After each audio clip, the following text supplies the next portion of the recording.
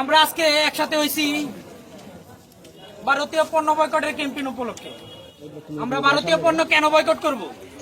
আপনারা জানেন ভারতের চতুর্পাশে ইন্ডিয়া ঘেরা করে রাখছে। বাংলাদেশের চতুর্পাশে ভারত সীমান্ত আছে। পৃথিবীর একমাত্র সীমান্ত আছে বাংলাদেশের সাথে ভারত, এবং পৃথিবীর একমাত্র সীমান্ত আছে যে সীমান্তে হত্যা হয় এটা বাংলাদেশের পাশে ভারত। ভারত আমাদের সীমান্তে রমজান মাসে 7 জন লোককে হত্যা করছে। পৃথিবীর কোন সীমান্তে হত্যা হয় না। আপনারা জানেন আমাদের 54টা নদীতে 500-র উপরে বাধ্য হয়েছে কৃত্রিম বাঁধ। এটা আন্তর্জাতিক লঙ্ঘন হয়েছে। আমাদের যখন পানির প্রয়োজন হয় তখন আমরা পানি পাই না, আর যখন আমাদের পানির প্রয়োজন নাই তখন ওরা পানি ছেড়ে দিয়ে আমাদের বন্যা দেওয়া হয়। আমাদের বাংলাদেশে বন্যা হওয়ার কোনো সুযোগ নাই। এটা নদীমাতৃক অঞ্চল।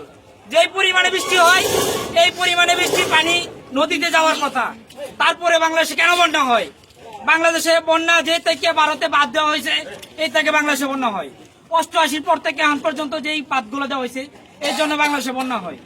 বাংলাদেশে বন্যা হওয়ার পিছনে আরেকটা কারণ আছে। কিভাবে আগ্রাসন চালানোর জন্য প্রথমে বাঁধ নির্মাণ করা হয়েছে। কারণ আমাদের যখন কৃষি করার সময় তখন আমাদের ওরা পানি দিয়ে আমাদের ফসলগুলো তলায় দেওয়া হয়। আপনারা জানেন এই রমজান মাসে ইফতারি বন্ধ করা হয়েছে। শুধু এটা ভারতে 13,000 মাদ্রাসা বন্ধ করে দিতেছে।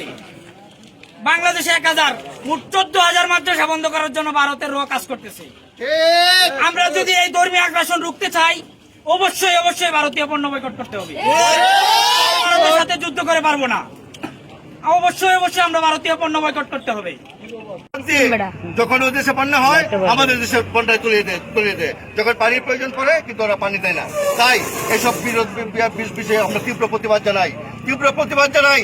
আমাদের সীমান্তে আর একটা হত্যা দেখতে চাই না।